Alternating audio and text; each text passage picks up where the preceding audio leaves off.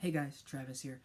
I wanted to do a little video. I know I haven't done much with YouTube lately, and I apologize. I was focused on the live streams for a while via my Facebook page, but I saw something recently, and I just wanted to do a quick little video on the reboot of Psychic Kids. So, most of you who know me know that Psychic Kids was one of the places where I kind of got my start a little bit, or at least maybe if it wasn't my start, really kind of helped launch my start. And I've had some people ask, as some of the buzz around a reboot has been going around, if I was going to be a part of that series or not. And so I'm going to give you the full rundown of that and some of my thoughts about the series and some of my thoughts about the reboot. So I filmed the first season of Psychic Kids, was the season that I was on, the first season, and that was filmed back in 2008, I believe. It was early spring of 2008. It was like February or March. And so I guess you could say I was one of the original Psychic Kids. My episode was the season finale of that series. It was called The Missing Persons. Some of you probably remember it. I had long hair. I looked like a hippie. But it was focused on missing people, one missing person in particular, and me and two other young adults working that particular case under the guidance of a guest forensic medium who was brought in. After Psychic Kids, I worked with that forensic medium as an apprentice for about 3.5 years. And from there, I kind of went on and did other things. Obviously, as you guys know, I'm a working medium today. I'm an author. I work as a psychic and as a medium full time. And so it really, I would say, kind of launched what was I don't know if maybe a hobby is the right word, or an interest of mine, or a piece of myself, but really I think helped me to establish it as a career, to which I'm always eternally grateful for, because it opened a lot of doors for me. And so since then, in the time between 2008 and 2019, I've done a lot of things. One thing that I don't know if a lot of people know is I filmed several pilots for other projects over the years. Other things I've agreed to or started on, and they never saw the light of day, or it didn't go anywhere, or and in some ways I kind of feel like that was spirit protecting me from maybe some television opportunities that weren't for my best and highest good, or portray what I do in the best and highest way. And I've also turned down a lot of television opportunities. I was approached, I don't know how many TV shows I've turned down, or TV shows that were trying to get launched, or trying to sell, or trying to get off the ground, that I just flat out said no to, because fame and notoriety and things like that, yes, I want to be successful, and I consider myself successful, but being a famous psychic, that's not my goal. And to be honest with you, I'm a very private person, so I don't know that I would want that. I don't know that I would want television at this particular point in my career, unless it was something very specific that I felt okay with. And so, I was approached for a few different TV shows that were trying to get off the ground, and I did different interviews and stuff like that as they were trying to pitch a pilot and things like that. I turned down a psychic competition show that was based in the Ukraine. I was contacted by Jersey Shore at one point, who was looking for a medium. That never went anywhere. I filmed an episode of True Life, I Have a Paranormal Ability, back a few years ago, and I quit because I didn't feel comfortable with the direction it was going in, and there was a lot of things going on in my personal life at the time, and I didn't feel that it was fair to subject other people who did not ask for that to have that dirty laundry put on television. Plus, I had some issues with the production, and it was bad enough to make me say, I'm not doing this anymore. And so I was replaced for that particular episode with a medium named Chris Allen. Is it Chris Allen?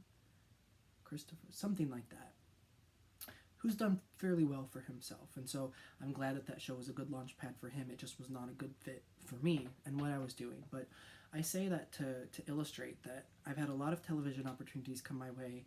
Some of them I've said yes to, and they just didn't work out, and others I've just flat out said no to. So when buzz around the this reboot of Psychic Kids started to circulate.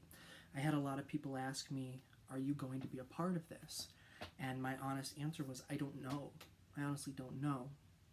Now, back in, it was either November or December, so it would have been the very tail end of 2018, I got a phone call from a place that I do readings out of that said, hey, some producers from A&E called about Psychic Kids and wanting you to be sort of a part of this reboot. They want you to call them back. And so I didn't for a few days, because in my mind I was just like, I don't want to do TV. I don't, and I was like, and there was just, even though the experience as a whole was a good experience for me, there was reservations that I've had, hesitations that I had. And so I talked it out with people in my life who were important to me and whose opinions I respect and value. And the common consensus was it would be worth at least hearing out what they have to say. You don't have to commit to anything, just hear what they have to say. And it would kind of be this interesting thing of coming full circle, as this is where you got your start and this is where you are now 10 years later. So I said, okay. I either emailed or called the number back, because they also emailed me too, and I ignored the emails. And I spoke with a really wonderful girl named Emily, who was part of the casting department. I think she was a casting director. And we set up a Skype call, and so we talked a little bit, and she said, I can sense that you have some reservations. And I said, well, to be very honest with you, this isn't necessarily what I'm looking for, but I also don't want to shoot myself in the foot and not take an opportunity that could be a good thing for me. However, I have concerns. I have a full-time client base that I can't just neglect. I have my work. I can't just up and go and film this TV show, because at the time it must have been around November, around Thanksgiving, because they wanted to start filming by December. And they said that if they couldn't start filming by December, then it would probably be the following summer because of school and things like that for these kids. And so I had a class. They wanted me to, they were prospectively looking at times and like, well, we were hoping to maybe start as soon as like this next week or two. And it was these 2 weeks, these 2 weekends where I had commitments, and I can't bail on my clients. I can't bail on classes that I've had planned. It's my livelihood, and it's not professional. And so, I said, there's these things going on. I can't do anything about that. But if it's going on later, if you're looking at like a spring break or summer time frame, that's a possibility. I'm also not a fan of this idea of travel. I don't like to fly. I hate flying almost as much as I hate snakes. So, if there's things that are local, I would be open to that. It just depends on how much travel that would be there and how willing you are to accommodate my schedule, if indeed you find that I am a fit or what you're looking for. So we talk a little bit more, and then there comes the part where there is the, anytime there's a show that's trying to be put together, whether it's already been sold or whether, they're trying to put the right thing together to pitch to a network or whatever, there's always a little like a casting video that producers want to put together to present to the higher ups to see if they like your image, how you fit, how you come across, that sort of thing. And being that I've done that with Psychic Kids and a pilot called The Body Hunter and True Life and a bunch of other things, I already knew what they were looking for. I already knew that when they're doing a casting tape like that, for editing purposes, they always want you to put the question in your answer. So if they ask you, how old were you when you started coming into your psychic abilities? You would say, I started coming into my psychic abilities when I was about blah, blah, blah, blah, blah. You always put that back in. And so she's like, huh. And I'm a natural speaker. I teach a lot. That's easy for me. And so she's like, wow, you know what you're doing. And I'm like, yeah, I've done this a time or two before. But it was, we had a good connection. We had we put together a good bit of footage for casting. And I even read for this Emily, we started it, I believe, a tiny bit on the recording during the Skype call, and then she shut it off because it was of a personal nature, and we continued, and we did a little bit of a private sitting, and it was, I think it had an impact on her. You always know when people cry that you've hit that thing that they really needed to hear. So I think that we had a really powerful connection, and she was just a very good person, which was one of the things that I was hesitant about, because in working in television or in being involved with other people who are in television, I've learned that at the end of the day, you're a product. There's a show that needs to be sold or that needs to get good ratings or whatever it is, and you're part of the product. You go into what is being sold. So essentially, you need to be marketable. And as much as this might sound like dickish to say, my experience with producers has been, I would say, surfacey. The personal connection has always seemed surfacey, and it always seemed more about what you could provide for them, what you could do for them, than them actually caring for you as a person. And so that was another one of my hesitations that I expressed to her. And I've actually found that in TV stuff that I've been involved in, the camera people and the sound people seem to be more, they seem to care more about you or connect more with you on a personal level than some of the higher ups. Some of the people calling the shots and some of the people in charge. So that was definitely something that I didn't want to be used, because in some way, even though Psychic Kids launched, I would say, myself into a bit of a bigger sphere in this particular realm, to a degree, these kids are, money is made off their backs. And so that was another thing, is what's this pay? Because I did this for free when I was 17 or 18 or however old I was. I'm not, I've paid my dues. I'm not working for free again. So if you want me to come back as a mentor, as someone who started as a kid, I was 19, I think, when I filmed it, or just turned 19. If you're having me come back to mentor, then I better be paid what talent gets paid. You're paying for my time. So these were all things that were on my mind when taking this into consideration. And but I did kind of like the idea of the full circle element after I talked to those people who I really trust and care about and value their input. So she's like, this was great. This was wonderful. You're excellent. Your reading was wonderful. It was so helpful. Thank you so much. I'll be in touch with you really soon. And that was the last I heard, which is not uncommon when you're working with producers.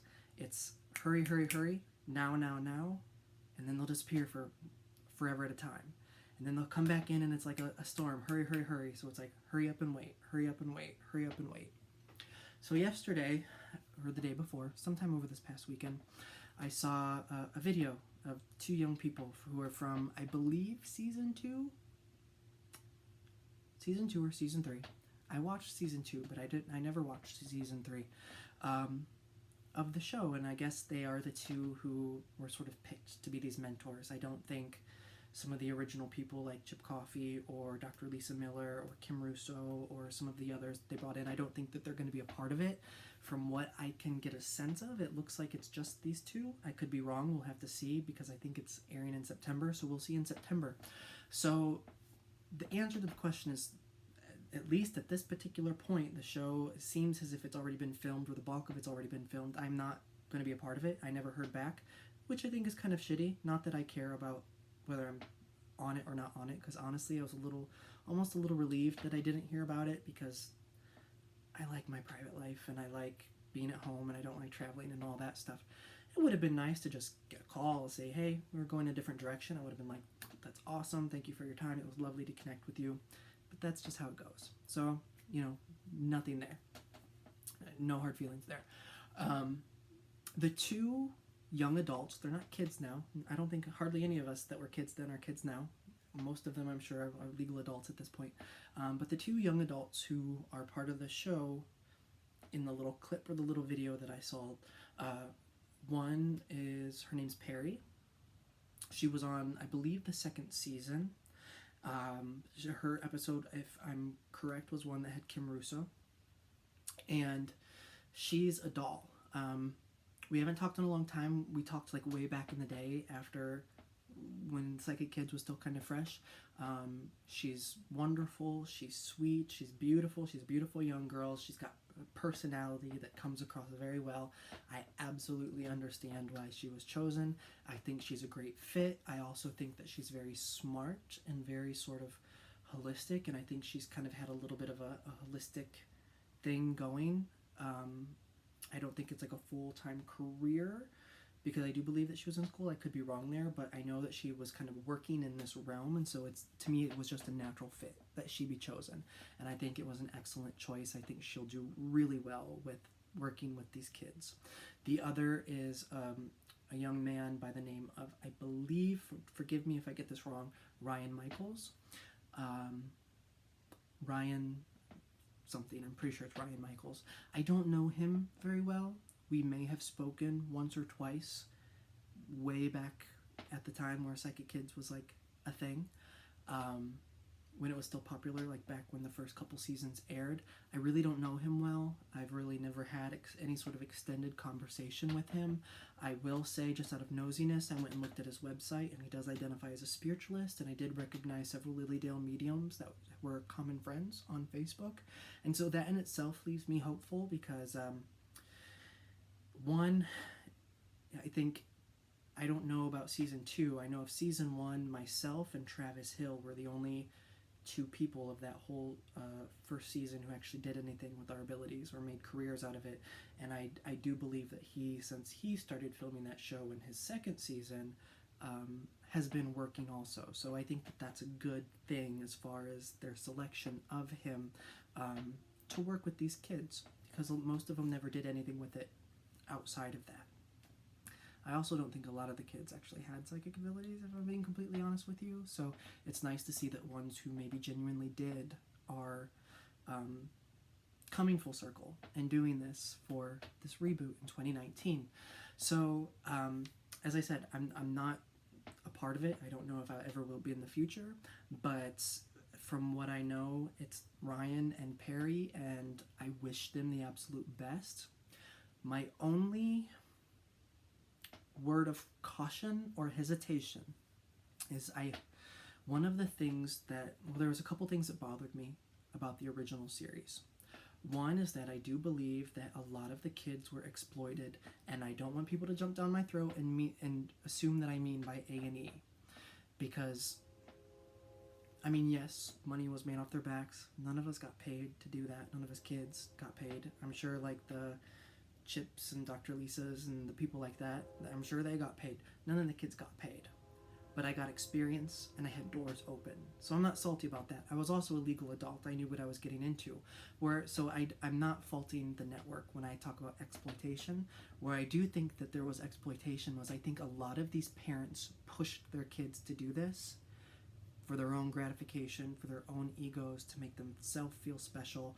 Because if you watch some of these episodes, some of these kids, to me, just seemed like regular kids. Some of the people on that show seemed mentally ill, and I think that that was something that was lacking and needed a deeper investigation. What is true psychic experience? It's so funny to me that there's a psychologist on there, because to me, as a lay person, I have no psychological degree, but it was obvious that some of these kids had some traumas and had some imaginations and had some probably imbalances and mental issues. But at the end of the day, when they collaborated, it was always decided that it was psychic abilities. But that's what's marketable. If it was a bunch of kids on there and you're like, yeah, they're crazy, that's not marketable. Where was I going with that? Oh, so I do think, when you watch these shows, a lot of the parents, when it came to them or the portions where these parents were interviewed, they tended to make it about themselves, or it was almost like fashionable to have a psychic kid, or I think there was just some stuff that was out there, and I think some of the parents pushed their kids when it was really the kids' involvement in the show was more for the parents than it was for the kids. So I think some of these parents exploited their own kids, and I hope that that's not the case with this season. And I think that maybe the kids who should be worked with aren't super young. like some of them were with the original series. The other route that I hope they don't take is validating the fear and the demons, because a lot of what happened in the first series was we're investigating haunted houses to explore and stretch our our psychic abilities. Or it always seems to, with that show and with Paranormal State, always seem to come back to demons and validating demons. And to me, I don't believe in demons. I don't believe demons exist. I've been working as a psychic for like 15 years, as a spiritualist, so I don't believe in that. And even if it was real, the validation of the darkness or the fear just to me would make it worse. And so taking these kids and telling them they have that they are sensing a demon or a demonic, like, knock that shit off. We're beyond that. But again, that's what sells. Fear sells. It's like this first series, or the original series. It's like you take a bunch of kids that are scared or broken, you bring in these seasoned mediums, shape them up, and ta-da, we fix them, like Professor X in his school for gifted youngsters. And I get that there has to be a premise to the show. I just hope that it doesn't feed into some of the darkness, or maybe some of like the creepy editing and stuff that the original series had. Outside of that, I think the premise of the show, both the original and what seems like is going to be the same premise for the reboot, I think is a good one, because there are a lot of young people who are sensitive who just need a little bit of direction. So I think as long as we approach it in a practical, light, down-to-earth way that's empowering, then it will be a beautiful thing. Although, again, it's like the fear thing, the fixing, that's what's marketable. So maybe if we do approach it in the way that is correct, the show might not do as well as if they go the gimmicky route. So, and to be honest with you, when a show like that is gimmicky, it's usually not how it was filmed. It all comes down to post-editing. So I just hope that the people who are in charge stick to the original intent, but maybe approach it a bit differently. But I do think that the fresh perspective of the younger people who are once the psychic kids and the full circle element is a good thing. So I have nothing but